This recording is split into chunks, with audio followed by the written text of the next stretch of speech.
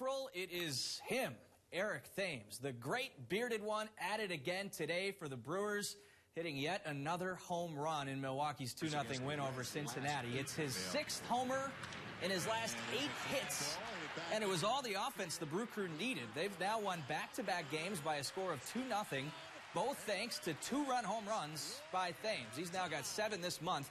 And take a look at these stats. Between this year and last year, Thames has hit 18 of his 38 home runs in April, and he's been impressive against the Reds as well. 12 now of those 38 against Cincy. Craig Counsell on line 1. It's incredible. He's, and I know he's done well against the Reds, but to already be at 7 homers again, and we're still looking to find our groove offensively, but he's certainly covered us, which is really similar to a lot that happened last year. As a hitter, as a player, I mean, you don't really think about that. It just, like I said, quality at bats. Want to go up there and put a good bat together, get on base or score, drive guys in. Yeah, if only it were that simple. The Brewers welcome in the Marlins for a 4-game series starting tomorrow night.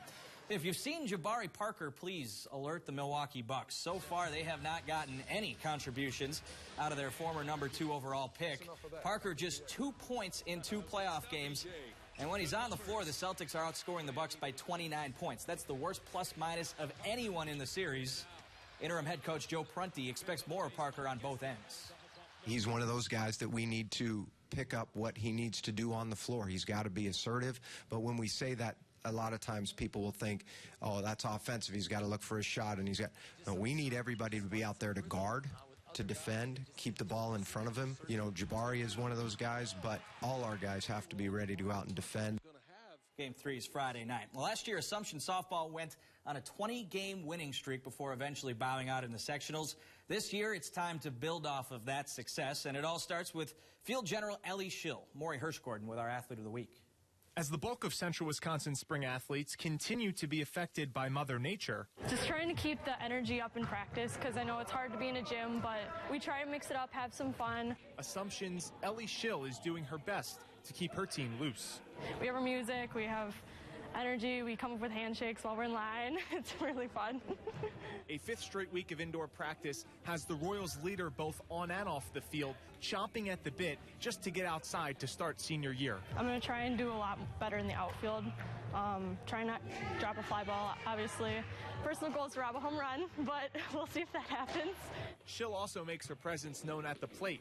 The 4-year varsity starter hit a scorching .556 last year en route to her team's 20-1 finish. We want to motivate ourselves to do better, and we want to go conference and, obviously the way to state, but we want to grow as a team and obviously get our younger girls better for the upcoming seasons. What do you hope the program retains that Ellie Schill brought to it? Wow. I really hope it retains her tenacity, how hard she plays. There's very seldom she ever takes a play off at the plate. She's always ferocious, and that's something everybody can use a little bit of. With your Athlete of the Week, I'm Maury Hirschgordon, Newsline 9 Sports. All right, thanks, Maury. Well, as many of you know, this is my last sportscast here at Newsline 9. My contract is up today, and my new wife, Justine, and I have decided it's time for our next step. We were married just a little less than a year ago, so the time is right to take that next leap in our lives. I'll be pursuing new opportunities in sportscasting and play-by-play. In the meantime, though, we're going to take a little time off, rest, relax, catch up with family before relocating.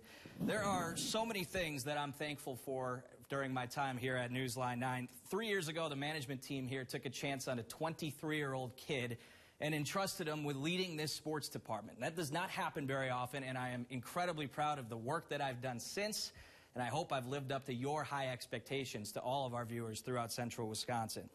Now, there's a lot that I'll miss, but most of all, I want to thank the athletes, coaches, and the viewers that I have hooked up with, connected with, and really developed relationships with throughout the past 4.5 years. You have all been so engaging and welcoming, and it's helped to make my time here very unforgettable. Now, I did dig in the archives a little bit. This is my first sportscast here at Newsline 9, February of 2014. Look at that baby face. Wow. Paige Halsey, if you remember her, former morning anchor, weekend anchor.